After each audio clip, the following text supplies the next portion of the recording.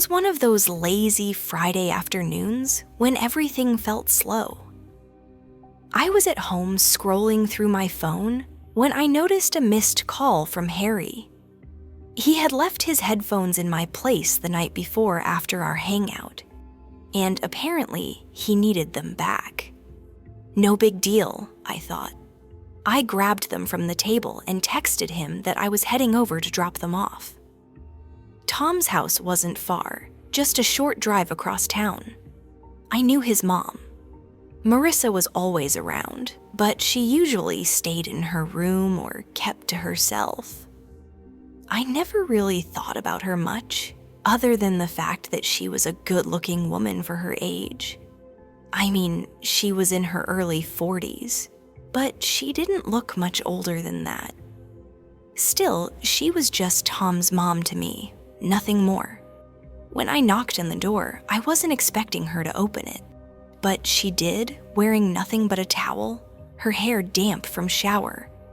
She looked surprised, but not embarrassed. I didn't know where to look. My eyes quickly darted away from her, but I could feel the awkwardness hanging in the air. "Hey, Sam," she said, smiling. "Tom's out for a while. What brings you here?" I stammered for a second before holding up the headphones.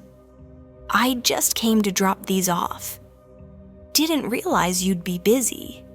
Marissa laughed softly, brushing a strand of wet hair behind her ear. "Oh, I'm not busy. Just got out of the shower. Want to come in for a bit?" I hesitated, unsure whether I should, but I stepped inside anyway. I mean, it wasn't like she was a stranger. It's just, well, it felt different. I'd always seen her as this poised, motherly figure, never as someone I might feel weirdly attracted to. We sat down in the living room and she offered me a drink. The conversation started off casual, but as we talked more, I realized she was opening up in ways I hadn't expected. We talked about life, about how she was feeling about the changes happening around her, and about how she sometimes felt isolated, even though she was surrounded by people. For a moment, it felt like we weren't talking about her being Tom's mom at all. It was just her and me having a real conversation. I could tell she was genuinely interested in what I had to say. And in that moment, I started seeing her in a different light. There was something more to her than just the woman who raised Tom. She smiled again, a soft, almost secretive smile. "You've grown up so much, Sam. It's kind of hard to believe. I still remember when you were just a little kid running around with Tom." I didn't know how to respond, so I just nodded. There was something in the air between us now, something unspoken but palpable. I could feel it, the connection, the subtle tension, but I wasn't sure what it meant. All I knew was that I didn't want to leave yet. She stood up, walking over to the kitchen, and I followed. As she passed by, I caught the faintest scent of her perfume, mixed with the clean, fresh smell of her shower. For a brief moment, it felt like she was more than just Tom's mom. She was a woman, a person with her own thoughts, her own desires. "Thanks for coming by," she said, turning toward me. I needed someone to talk to. I smiled, feeling a bit of warmth spreading through me. Any time, but as I left, I couldn't shake the feeling that something had shifted. Something had changed, and I wasn't sure where it was headed. The next time I saw Marissa, it wasn't planned. I was at the grocery store, picking up a few things for dinner, when I bumped into her in the aisle. She was looking at a jar of marinara sauce, her brow furrowed in concentration. And for a moment, I wondered why I hadn't noticed before how effortlessly beautiful she was. It wasn't just her looks. It was the way she carried herself. Like she knew something the rest of us didn't. I hadn't expected to see her here, and honestly, I wasn't sure how to act.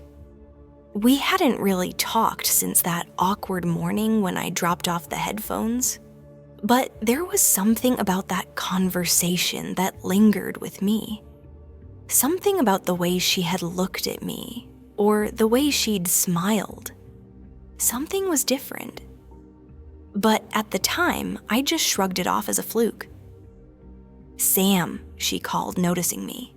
Her voice had a warm, easygoing quality to it, the kind that made you feel instantly comfortable. I smiled, trying to act normal. "Hey, Marissa, didn't expect to see you here." "Yeah, just grabbing a few things for dinner," she said, gesturing to her card. "You need anything?" It was a simple question, but it led to a conversation that lasted far longer than I expected. We talked about food, about the weather, about random small talk, but there was an underlying tension between us that I couldn't shake. It was subtle, just a glance here, a small smile there, but it was there. "Are you doing anything tonight?" she asked suddenly, almost as if she was testing me. I wasn't sure how to answer. "Not really, just hanging out at home." "Well, Tom's out with some friends tonight. I was thinking of making dinner. You should come by. It'd be nice to have someone to talk to." The invitation caught me off guard. My first instinct was to decline, after all. What did I really have in common with her outside of Tom? But there's something in her voice that made it hard to say no. "Yeah, sure," I said, before I even had time to reconsider. I wasn't sure what I was getting myself into, but as I followed her home later that evening, the thought of spending time alone with Marissa made my heart race in a way I didn't quite understand. When I arrived, I was greeted with the familiar warmth of her house. The smell of fresh food was in the air, and it felt comfortable, too comfortable. Marissa was already in the kitchen, humming to herself as she prepared dinner. I stood in the doorway for a moment, just watching her. It was hard to reconcile this woman in front of me with the woman I'd known as Tom's mom. There was something different about her now, something real. "Take a seat," she called over her shoulder. "Dinner's almost ready." I sat at the kitchen table, trying not to make it obvious that I was nervous. She seemed so casual, so at ease, but I couldn't shake the feeling that things were shifting between us. It wasn't just the way she moved or the way she smiled. It was how she made me feel more than just a friend's mom. We ate and the conversation flowed easily. We talked about life, about how things weren't always as simple as they seemed. She told me about how she missed the excitement of her younger years, about how life with Tom had become a routine. There was an honesty in her voice that I hadn't expected. She was tired of pretending everything was okay. I listened, nodding, not quite sure how to respond. But as she talked, I couldn't help but notice how attractive she was, how her eyes seemed to shine when she was passionate about something. She wasn't just Tom's mom. She was a woman with her own thoughts, her own life. And for the first time, I was seeing her as just that. "Thanks for this," I said after dinner, standing up to clear the table. Marissa smiled at me, and I saw a flicker of something in her eyes. "I'm glad you came by." It's been a while since I had a real conversation with someone. I didn't know what to say to that, so I just nodded. There was an unspoken understanding between us now, something that didn't need words. As I left, she gave me a hug, her hand lingering on my back for a moment longer than necessary. It was casual, friendly, but something about it felt different. "Take care, Sam," she said quietly. I walked back to my car, my head spinning. The simple act of spending time with her had left me unsettled, yet strangely drawn to her. The next few days felt strange. I couldn't stop thinking about the night at Marissa's house. It was so casual, so simple, and yet something about it had thrown me off. It wasn't that she did anything overtly inappropriate, but the way she looked at me, the way she listened, it made me feel like we were connecting on a different level. I'd spent plenty of time at Tom's house before, but this time it was different, and I hated myself for thinking about it so much. I tried to push it out of my mind. Tom called me up a couple of days later, asking if I wanted to go grab some drinks. I agreed, figuring it'd be a good way to get my mind off of things. But as soon as I got to the bar, I saw Marissa sitting at the counter with her friends. She waved at me, and I couldn't help but wave back. Her smile was as effortless as ever, but there was a little more warmth in it than usual, something that made me feel uneasy. "Hey, Sam," she greeted me when I walked up. "Didn't expect to see you here tonight?" I shrugged, trying to act casual. "Just here to hang out with Tom." "Didn't know you were coming." "Yeah, I thought I'd meet up with some old friends." "It's been a while since I had a night out," she replied, her eyes lingering on me a little longer than necessary. I couldn't ignore the tension. It was like a quiet undercurrent running between us. Always there, but never fully acknowledged. I should have known better. I should have excused myself and left, but I didn't. Instead, I found myself sitting at the bar, chatting with her, laughing at her jokes, and pretending like nothing was out of the ordinary. Tom eventually joined us, and we all started talking about random stuff, work, college, things we used to do when we were younger. The conversation was light, but I could feel my attention drifting every time Marissa laughed. Every time she glanced at me, I felt like there was something more between us. It was like a secret that neither of us was brave enough to voice aloud. At one point, Tom stepped away to grab a drink, leaving me alone with her. I hadn't meant to, but I asked, "So, how have you really been, Marissa?" She paused, her smile faltering for just a second before she answered.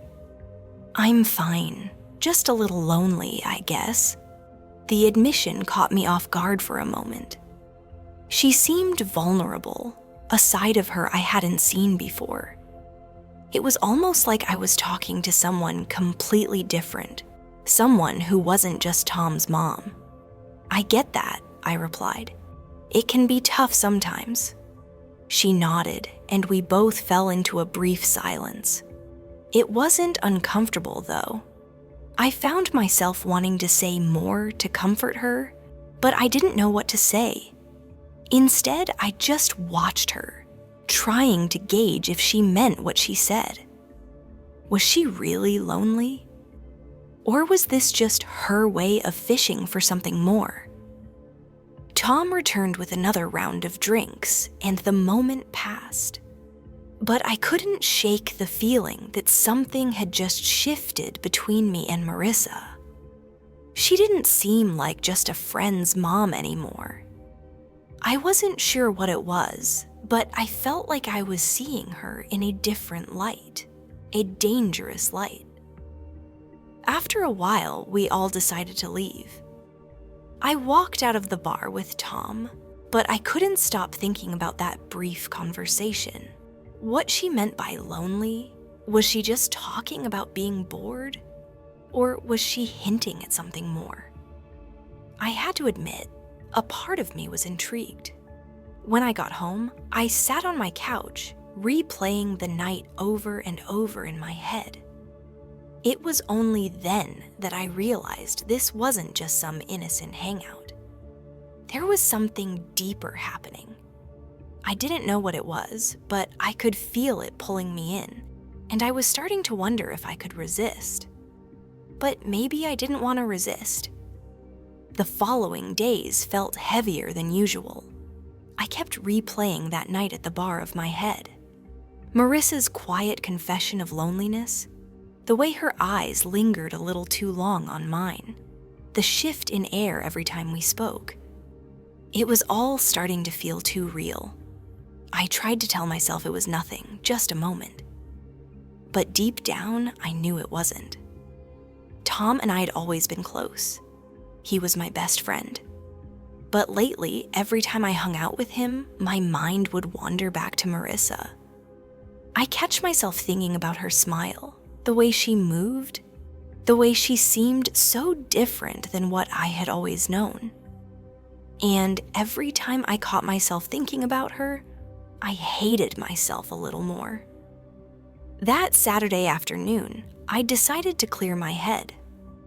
I called Tom up and suggested we go to the park and play some basketball, just like old times. I figured it might help me focus on something else for a while. When I got to the court, Tom was already there, shooting hoops by himself. He looked up when he saw me. "Hey man, you're late." "Sorry, had to take care of something," I said, forcing a smile as I grabbed the ball from him. We spent the next hour running around, making jokes, trying to outdo each other with shots. But I wasn't really there. My mind was elsewhere, drifting to thoughts of Marissa. It was when we were taking a break, sitting on the side of the court, that Tom brought her up. "You think my mom's doing okay?" he asked, wiping sweat from his forehead. The question caught me off guard. "What do you mean?" "Well, she's been kind of distant lately, you know. I don't know if she's been stressed or what, but she hasn't been herself. I think she's been going through something." I looked at him surprised. Marissa had always seemed so strong, so composed. The last thing I'd expected was for her to be struggling. I didn't know. "Have you talked to her about it?" Tom shrugged. "Not really. She keeps brushing me off. I don't want to push her, but I know she's not all right."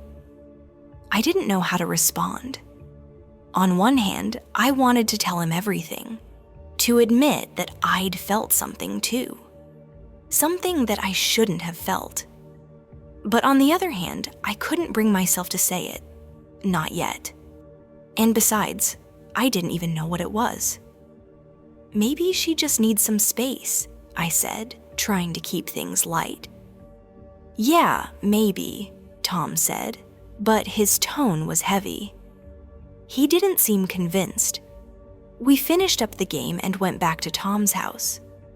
But as I walked through the door, I couldn't help but feel that familiar tension building in the pit of my stomach. Marissa was sitting on the couch, flipping through a magazine. She looked up when we entered, smiling as if nothing was wrong. "Hey guys," she greeted us, her voice as warm as ever. But I could see the tiredness in her eyes, the way she held herself, almost like she was pretending. "Hey Mom," Tom said, sitting down next to her. "You doing all right?" Marissa hesitated for a second, then nodded. "Yeah, it'd just been a long week." I could tell she was brushing it off, but I didn't say anything. I wasn't sure what to say. My heart was beating in my chest, louder than I cared to admit.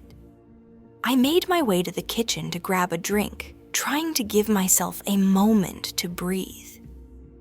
The tension in the air was suffocating, and I needed to escape it for just a second. But then, just as I was about to pour myself a glass of water, Marissa appeared in the doorway, standing there with her arms crossed. "Sam," she said quietly, her voice soft but firm. "Can I talk to you for a second?" I turned around, surprised. "Usher, what's up?" She stepped into the kitchen. Closing the door behind her, the sudden closeness between us felt like a jolt. I could feel the heat rising in my chest as she came closer.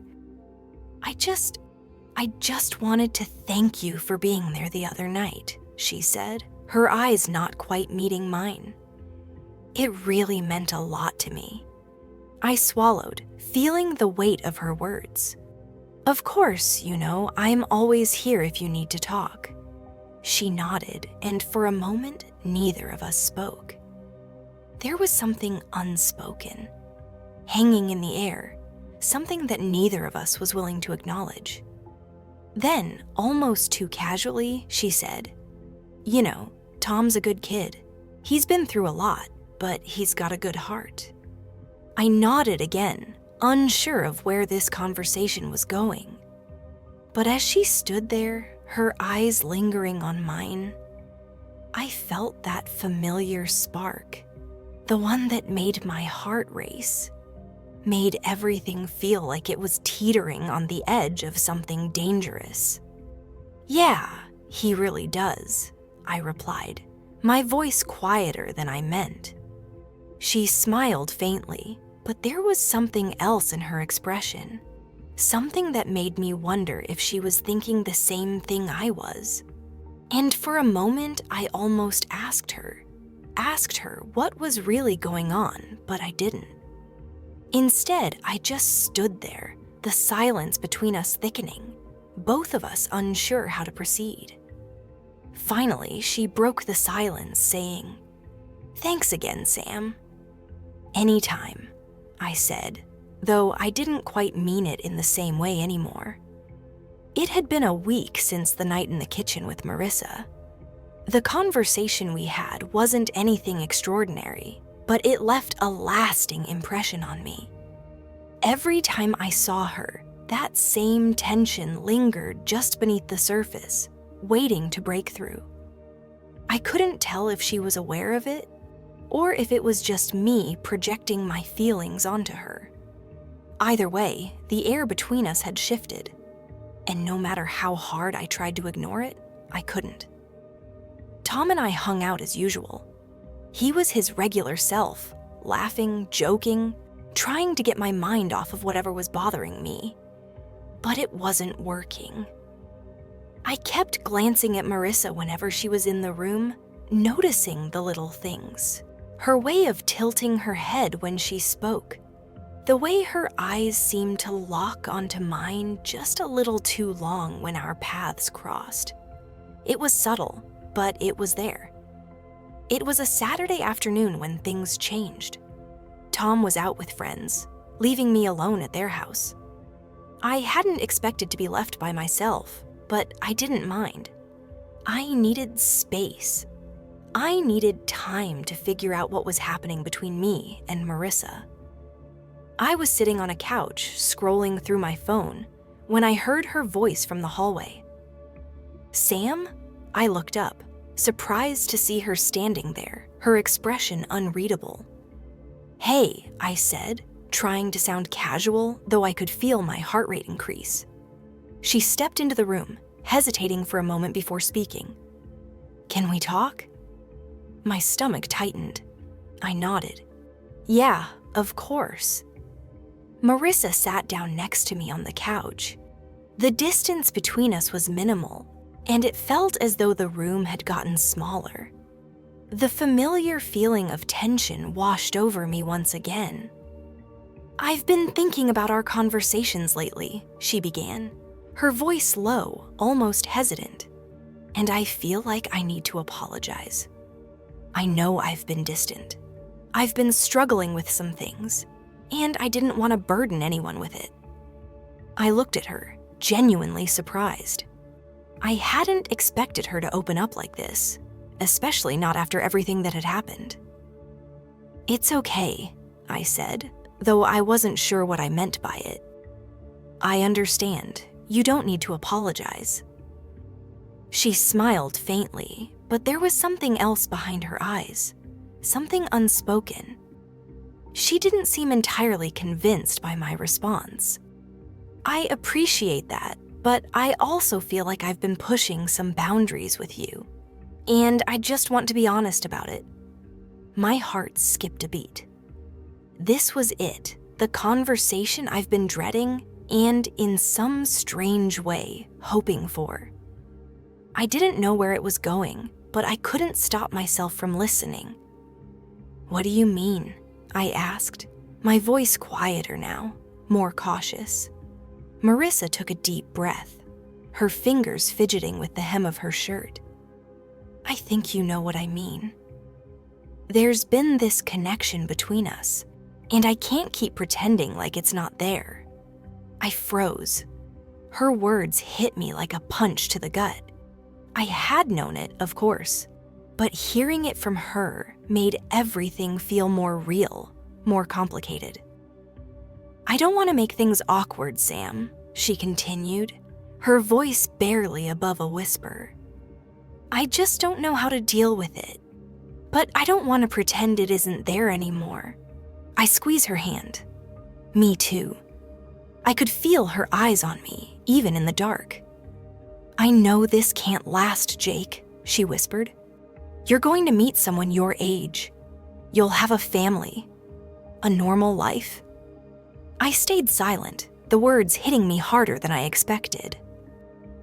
"Promise me something," she continued softly. "Promise me you'll remember me, not as the older woman down the street, but as the person who made you smile when you were still figuring things out." I turned toward her and traced my fingers along her cheek. "I promise." We didn't say anything else that night. We just held each other, knowing deep down that the chapter we had written together was slowly coming to an end. As fall arrived, our meetings became less frequent. Liz became busier with volunteer work and occasional trips to visit her sons.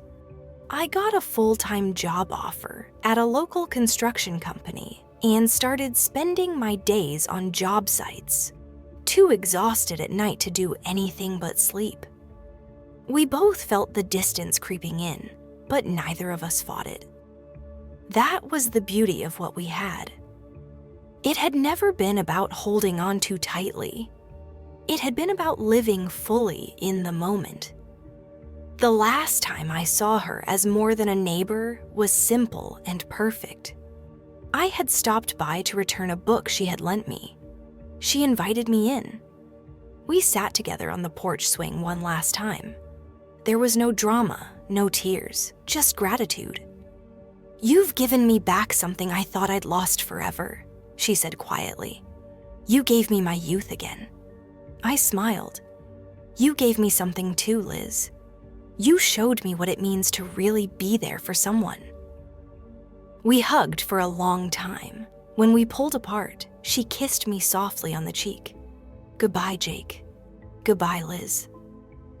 I walked back to my house under the cool autumn sky, leaves crunching under my boots, the air crisp with the promise of change. I stood on my own porch and looked back down the street at her house. The porch light was still on, just like always. I smiled. That chapter of my life was over, and I was okay with that.